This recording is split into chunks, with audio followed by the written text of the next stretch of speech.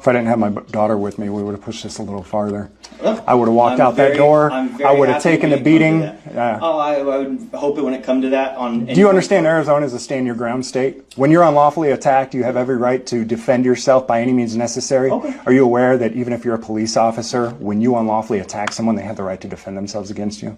Absolutely, you could try that. And that's, I would hope that we. I know. I would hope that we won't ever come to that situation. And what would happen if I did defend myself against an unlawful attack from you? I hope we don't have to find out, but officers are going to do what we need to do. Right. And I can't tell you. You'd probably be willing to kill me over an unlawful detention, wouldn't you? The question is, are people willing to do the same to you? The thing is, I have. That is so heavy duty, because when cops come with the implied threat of force, and they do, they've got their vests on, they've got their training behind them, they've got their guns on, they've got their handcuffs, they've got backup, they got the unlimited resources of the state, so they've come intending to do you harm. And if you resist, they will slap charge upon charge upon charge on you if you live through the experience. That is the utmost in state-sponsored terror and violence.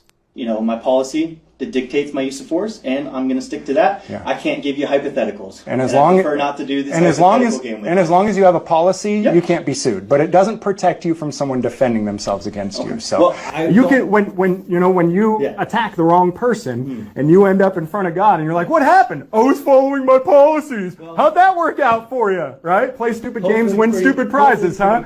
Go ahead and get out of here. America loves telling Black America that we're the ones using food stamps. Excuse me, I'm in Oregon. Oregon is fantastically white. And let me tell you how poor Oregon is. I'm in a town called Roseburg, right? These people poor as shit. I literally have to lower the prices of my products to make sure people can actually afford it. I'm donating my animals as a farmer, a black farmer who's been historically discriminated against. I'm donating my animals to charity so that they can eat. Because their food banks are running dry. But they love telling you that we're the ones using up all the freaking food stamps. No. Oregon serves as proof. Oregon is white as shit, and yet Oregon is one of the most food stamp using states in the whole damn country. And in fact, 1 in 6 Oregonians use SNAP. And this white ass, racist ass state, Oregon, ranks 3rd in the nation when it comes to SNAP usage. So Black America, don't you let them lie to you. This is Matthew chapter 12 and verse 25. And Yahushua knew their thoughts and said unto them, every kingdom divided against itself is brought to desolation, and every city or house divided against itself shall not stand. I want to start off by giving all praise, honor, and glory to Yahweh, Bahashem, Yahushua, Bahashem, Rakah, Quadash. Double honors to the apostles and the elders of Great Millstone, who are the elders of Yashar Allah, and a sincere salutation to all Yuakim, who are preaching this word and believing this word, and to the Akwath, who are believing this word, in all truth and in sincerity. I want to go into a lesson inspired by the clip that you just saw of an interaction of what seems to be 2 Edomites, one who is considered the authority and another who's considered a citizen. And the dialogue, all right, is prophetic, if you will, because ultimately the Lord is going to push this system to the breaking point, and it's going to result in sedition. All right. For those who don't know, look up the word sedition. I don't want to say anything that could potentially get the video censored or taken down. But according to prophecy, there will be sedition in Babylon the Great, which is America. All right. That is unavoidable. All right. And what we are witnessing is the details that lead up to that event. All right. I want to go here real quick, because not only do we have the sentiment of the average poor or middle class so-called white people and their frustration with the reality that they're now being treated like minorities, you also have the benefits that they've enjoyed for so long being taken away from them. All right. And that combination within itself is going to result in a violent attempt to usurp authority. All right. This is 2nd Esdras 15 and 14. Says, woe to the world and them that dwell therein, for the sword in their destruction draweth nigh, and one people shall stand up and fight against another, and swords in their hands. For there shall be sedition among men, and invading one another. They shall not regard their kings nor princes, and the course of their actions shall stand in their power. And this is what we see. All right. We see a sentiment amongst these Edomites of rebellion. All right. Even when you deal with the Republican Party, you notice that you don't have as many people wearing MAGA hats. This is obvious. This is being made plain that there's a divide amongst those Trump supporters because they got him in office believing he would change their circumstance, and he's done the exact opposite. From the trade war to now the hot topic, which is the benefits and the shutdown. And see, Edomites are not used to suffering, and the suffering that they're experiencing right now is ultimately going to draw them to their first nature, which is violence. All right. And the scriptures go into this. All right. Isaiah chapter 19. I'm going to start at the top. It says, the burden of Egypt. Behold, the Lord rideth upon a swift cloud, and shall come into Egypt, and the idols of Egypt shall be moved at his presence. And the heart of Egypt shall melt in the midst of it. And I will set the Egyptians against the Egyptians, and they shall fight every one against his brother, and every one against his neighbor, city against city, and kingdom against kingdom. And the spirit of Egypt shall fail in the midst thereof. And this is what's happening. The spirit of this place is failing. We're going into the so-called holidays of Babylon the Great, which is America. And many families are under the threat of not having food. And this is outside of all the increased cost of living as is.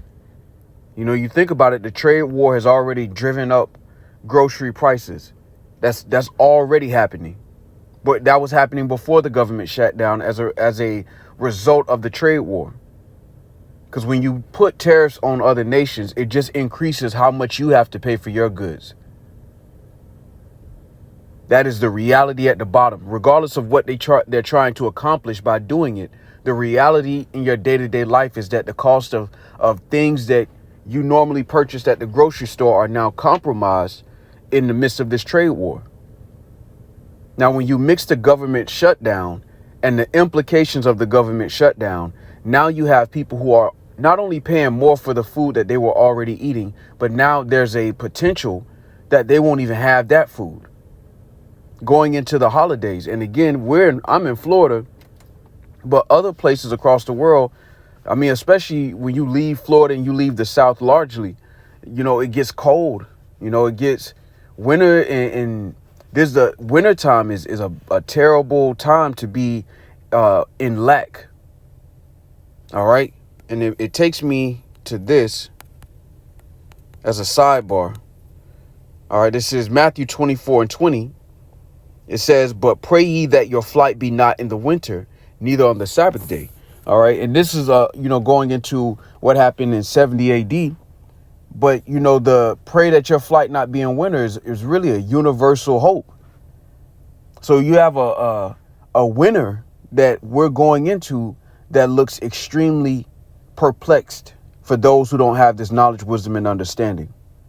And the scriptures talk about that perplexity. This is why people are beginning to bug out more and more, because again, when you don't have vision and your hope is in Babylon the Great, as it begins to fail, your hope begins to fail with it. And this is exactly why people are mentally breaking at this point. First, the people were already burnt out just by trying to survive in this society. But now they're beginning to mentally break as they're witnessing whatever hope they thought they had melt in front of them. All right, this is Luke chapter 21 and 25. And it says, and there shall be signs in the sun and in the moon and in the stars, and upon the earth distress of nations with perplexity, the sea and the waves roaring. All right, now when you go into Luke 21 and 25, all right, I'm going to get it in the,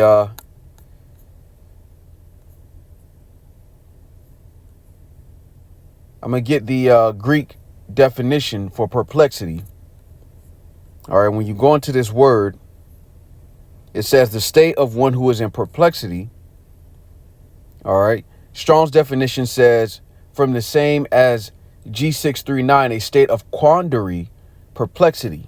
Now, when you go into this word quandary, it says a state of perplexity or uncertainty over what to do in a difficult situation.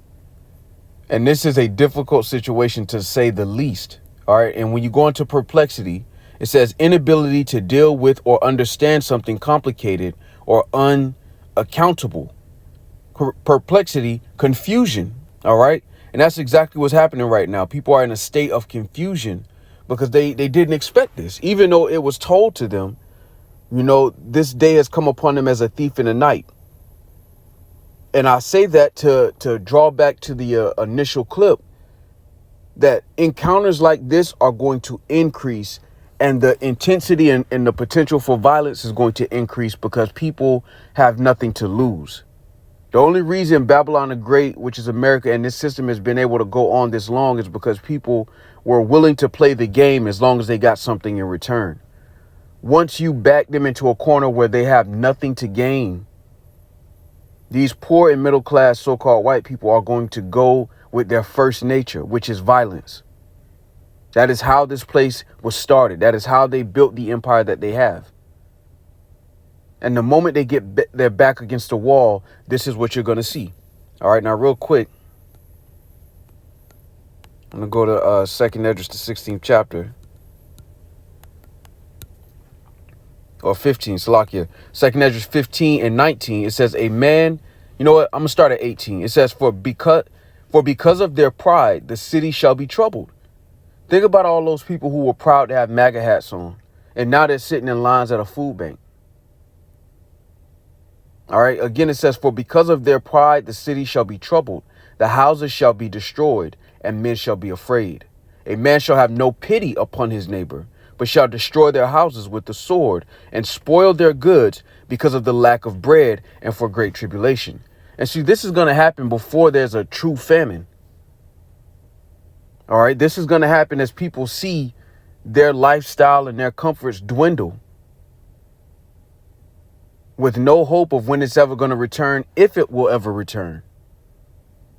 And the pity, as the scriptures say, because of iniquity, the love of many shall wax cold. As people start to become more uncomfortable, they're going to begin to have these reactions. And you could tell, even though this guy was talking very calm, you could tell he meant what he said. Now, if you mix that type of mentality and that type of spirit with someone who has nothing to lose, you're going to get these type of reactions. And this is why on another note, this is why Trump is pushing to increase the budget of ICE, because you're going to have to control this population that has more weapons than people. And the only way you can do that is to increase the fighting force. All right. And that is what? Domestically, that's the National Guard and now ICE. Because ICE isn't just going to be hunting so-called illegals. They're also going to be used to help control the population as lifestyle begins to decrease. All right. And it's a beautiful thing if you understand judgment. You know, for those who don't understand judgment, these things look so-called tragic. But that it would look tragic to a mind who expected Babylon the Great, which is America, to last forever. It was never meant to last forever. It was meant to be an evil empire that reigned and ruled in terror and was brought down to desolation. And we're witnessing the cities of Babylon the Great, which is America, start to be troubled for everything that they've sown in the earth. All right, this Proverbs 28 and 5, it says, evil men understand not judgment, but they that seek the Lord understand all things. All right, so those who have the eyesight understand why these judgments are necessary, why the Lord is doing this to Babylon the Great, which is America, why it has to get even worse than this. You know, this is Lord willing we be a part of that number. This is our sign as a nation of people that the Lord is beginning to end the captivity that we've suffered. All right, and before that happens, all right, the Lord's going to deal with 2/3 of our people who have made mockery of this word. In the midst of all of this hell that our people are already facing and are still facing even more so. You still have our people on the internet mocking this truth for content. That is still a reality. And this is why the Lord's going to visit 2/3 of our people with judgment. All right, real quick, this is Lamentations chapter 4 and verse 21. It says, rejoice and be glad, O daughter of Edom, that dwellest in the land of Uz. The cup also shall pass through unto thee. Thou shalt be drunken and shalt make thyself naked. The punishment of thine iniquity is accomplished, O daughter of Zion. He will no longer carry thee. He will no more, Salakia, carry thee away into captivity. He will visit thine iniquity, O daughter of Edom. He will discover thy sins. And that's what's happening. All right, the Lord is beginning to visit Edom. And it's beginning with the poor and middle class so-called white people who are beginning to suffer a dramatic lifestyle change. As they thought that Trump was their last hope of regaining the privilege they once enjoyed, only to find out that the rich so-called white people are continuing to prey on the poor and middle class, and it's going to push them to violence. Because that's one thing the rich Edomites and the poor Edomites and the middle class Edomites have in common, and that is the propensity for violence. All right, this is a violent nation. This country was built on violence. And as the scriptures say, let's get it.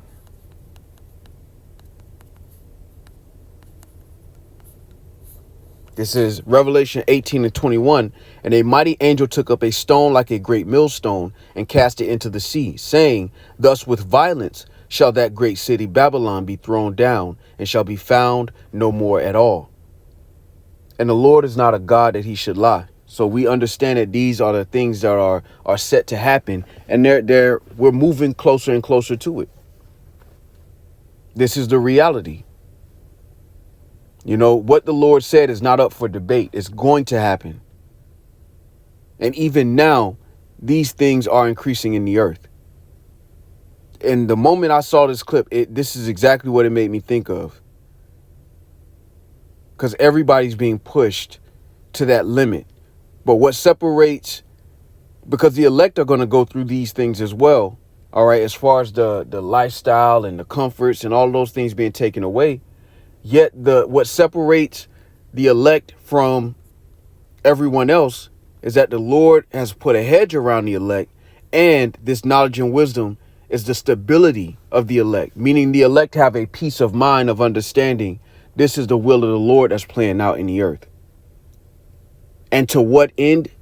Is to bring forth the kingdom of heaven. This has to be uprooted before the kingdom of heaven can be planted. All right, this is Isaiah chapter 33 and verse 6. It says, and wisdom and knowledge shall be the stability of thy times, and strength of salvation. The fear of the Lord is his treasure. So with that, I want to give all praise, honor, and glory to Yahweh, Bahashem, Yahweh Shai, Bahashem, Rakah Kodash. Double honors to the apostles and the elders of Great Millstone, who are the elders of Yasha Allah, and a sincere salutation to all you Akim, who are preaching this word and believing this word, and to the Akwath, who are believing this word in all truth and in sincerity. Shalom.